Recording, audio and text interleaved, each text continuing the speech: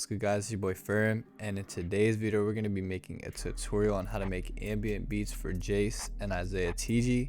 So y'all requested this on my Instagram, which y'all can find in the description, along with all my other socials. Make sure y'all go show love on my prod page and my main Instagram.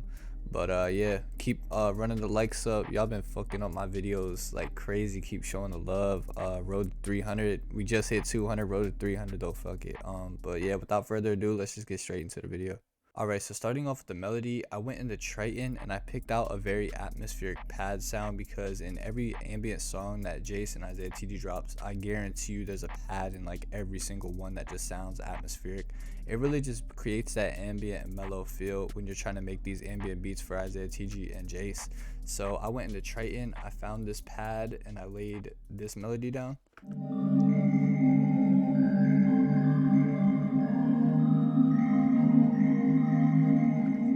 Not really much thought behind it. I haven't really been showing y'all like any of the keys that I use in these beats, so I'll start showing that now. I use D sharp major, and a lot of ambient beats I find I love using D sharp major. It has like a really like melancholic sound. And for the melody, I laid down these two notes to kind of make a disdain feel into like, I don't really know how to describe this in like music theory terms because I don't know no music theory, but it kind of feels like an uplifting kind of thing, like goes from dark to uplifting kind of. So that's basically it for the pad melody. Alright, so right after I added that pad melody, I went into Hive and I found an effect. In a lot of these beats you'll find like a lot of ambient undertones, using like a lot of effects to kind of fill out space but also make it feel like more dramatic and ambient. So I went into Hive and I found this sound right here that goes like this.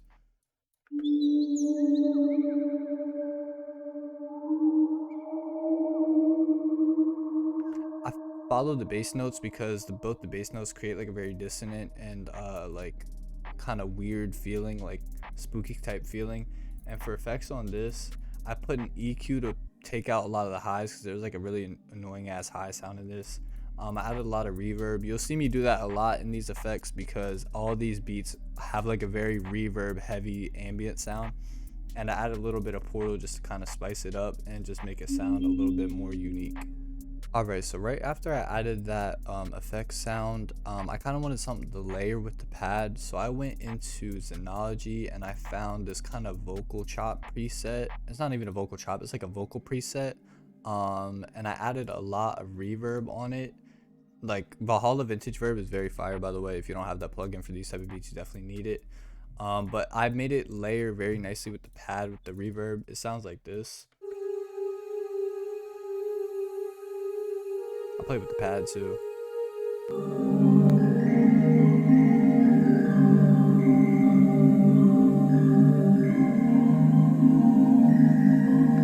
Yeah, so basically the melody I used for this, I don't really know. I just kind of drew up what sounded good. I kind of also went with like the feeling of each section. Even though these sections are both the same, I tried to create like a different feeling just to kind of differentiate it with the vocals. That's why I said they pair really nice with the pad. But that's basically it for this part. Alright y'all, last but not least for the melodies, I went in Xenology and I found this spaghetto sound. Iayze loves to use these in his regalia beats, and I was making a Iayze tutorial, so why not. I laid down this melody that sounds like this.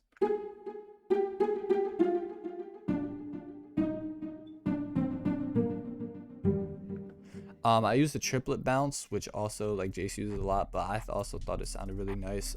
For effects on this one, I added that delay that you heard. I added another reverb, like all the sounds and all your ambient beats should always have just a touch of reverb. It always adds so much. And I added a little phaser just because why not? It kind of sauce the sound up. But I added the strings as sort of like a lead sound since I didn't really have it, just like the catchy part of the beat.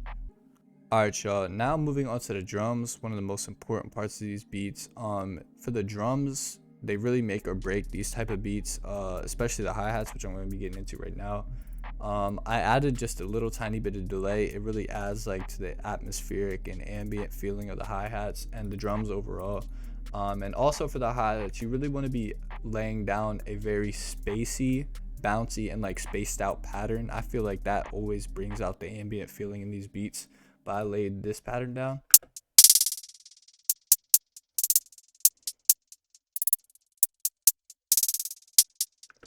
And a lot of these beats, particularly for me and a lot of other producers, you will see a lot of rolls with like fading out velocities that really adds like that ambient feel. And you also don't want to use the same velocities at all for these beats. Like on the hi-hats, you kind of want to mess around with the velocities, have different velocities, so it kind of feels like it's all over the place. It really just adds that nice ambient feel of the beat.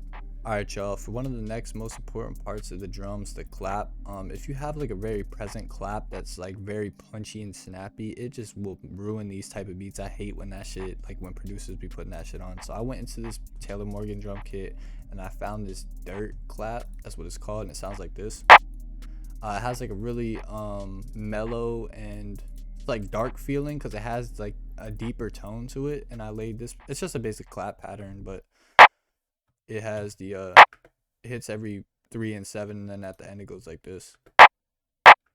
Yeah, just a little bit of bounce. I didn't really want to add too much because this is the ambient beat and it's supposed to be very simple, but yeah, that's basically it for the claps. Alright y'all, right after I added the clap, I found 2 snares in the same Taylor Morgan drum kit that paired really nicely with the clap and the hi-hats. One is just a basic Zaytoven snare, and then another one's this really small, kind of snappy snare, and I laid this pattern down with the rest of the drums.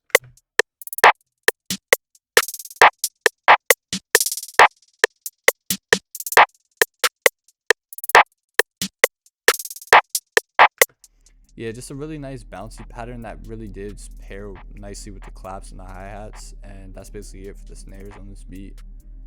Alright y'all, the last part of the drums I added on this beat was the 808.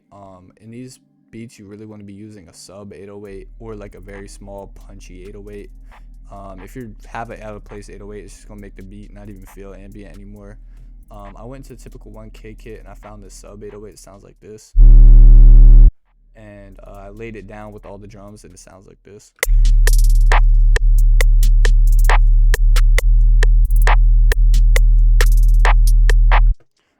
I just followed the bass notes. Like, if you don't follow the bass notes with your 808s, please do. Like, I've been hearing so many fucking out of tune beats. That shit got me fucking pressed.